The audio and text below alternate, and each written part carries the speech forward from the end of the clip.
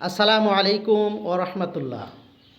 সম্মানিত দর্শক শ্রোতা, আজ আমি আপনাদেরকে নামাজের ভিতরে যে 6 ফরজ রয়েছে সেগুলো কোরআনের আয়াত দ্বারা আপনাদেরকে জানিয়ে দিতে চাই এবং আহ্বান করতে চাই। আপনারা অবশ্যই অবগত রয়েছেন যে নামাজের ভিতরে 6 ফরজ এবং বাহিরে 7 ফরজ, মোট 13 ফরজ।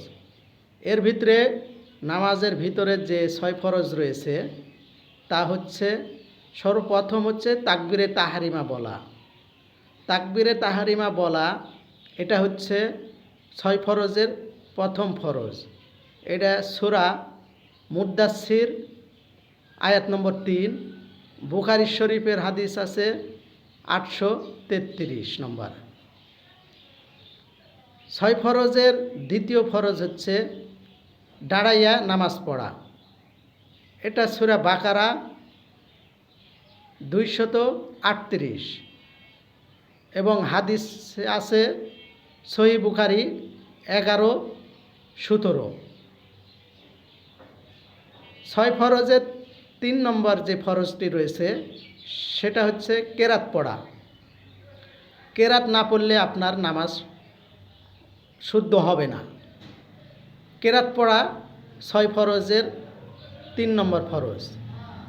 এটা সূরা মুজাম্মিল 20 নম্বর আয়াত এবং হাদিস বুখারী শরীফে 62-51। 6 ফরজের 4 নম্বর ফরজ, নামাজের ভিতরে 4 নম্বর ফরজটি হচ্ছে রুকু করা।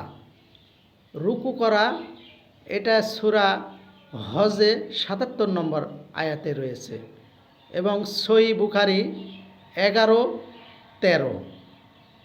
6 ফরজের 5 নম্বর ফরজটি হচ্ছে 2 সেজদা করা। এটা সূরা হজে 77 নম্বর আয়াতে রয়েছে এবং সহিহ বুখারী 733 নম্বর হাদিস নম্বর।